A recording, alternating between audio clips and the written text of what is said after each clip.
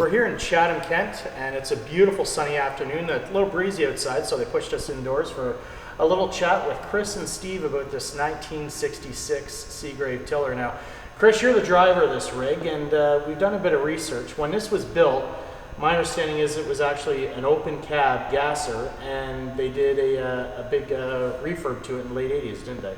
Correct. They switched out the gas and they put an 871 two-cylinder diesel in here. Fire's right up right now, and then they also enclosed the cab, and my understanding is they enclosed the back cab as well at that time to make it better for the rear driver as well. Yep. They swapped out the quad headlights, the rounds for the square. It has that kind of vintage 80s look. And yeah, the rig was originally ordered by Fairfax County, Washington, D.C., and they had the rig new from 66 till we're guessing about 87, 88 when Strasburg Fire Department took it on, and they did this complete refurb. And what's kind of neat is, based on what we've learned so far, is that this truck actually has DNA from an FDNY ladder. One of the stages of the aerial is former FDNY, and there's also some Baltimore City DNA in the refurb as well. So they ran the truck until 2001, and then it was retired, and a friend of ours, Wes, brought it up here to Canada, and it's been here ever since. So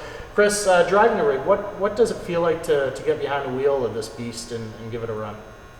This truck has some unique capabilities or unique quirks to it.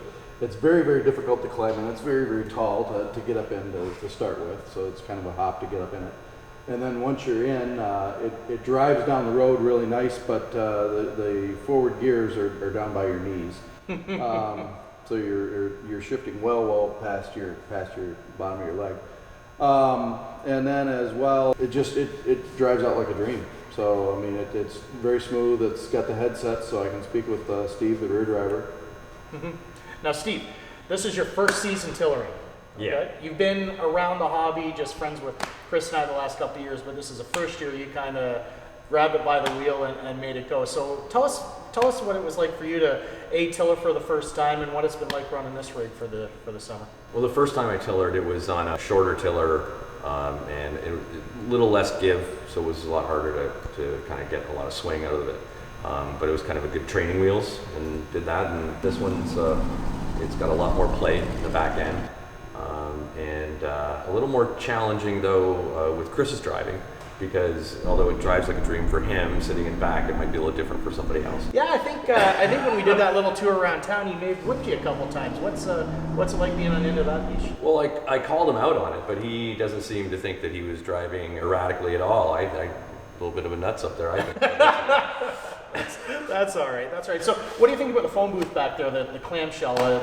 Is it comfortable back there? Is it?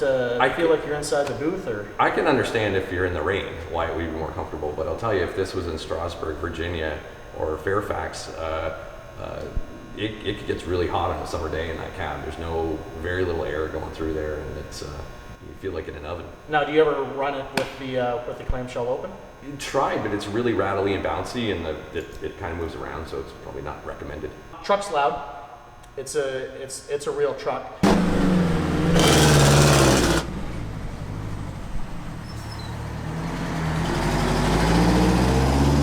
Chris likes it. It's full of power, fully equipped. You've run the stick on this. Yes.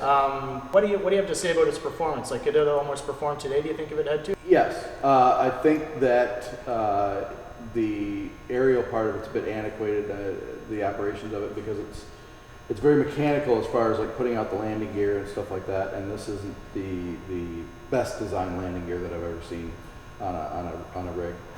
It's a bit cumbersome to put in and out. Once it's up and operating, it operates very, very smoothly, and as far as that goes, the whole setup time would be where it would be the delay. The problem, right? For sure. You talk about interesting design evolutions and whatnot.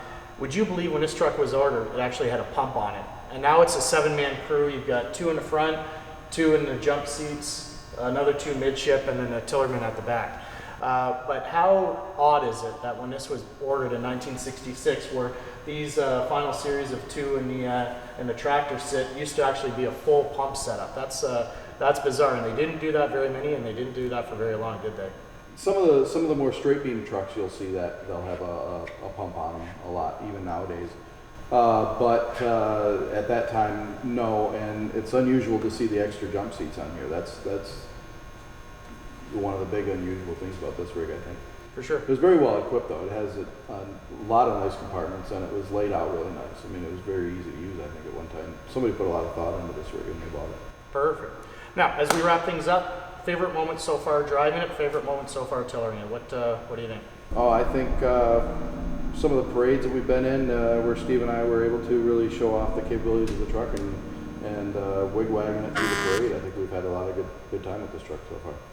Yeah, I think when you drive through town, and even if it's not in a parade or anything, people take notice of the tiller. They see the fire truck coming, thinking it's really neat, and then they look up and see the tiller in the back, and then the tiller in the back, and that gets a lot of waves and smiles, and that's really It sure does. And this thing's a screamer, folks. I followed them one day. They were ferrying it just probably about a 30-mile run, and this thing will get up to speed and really get going.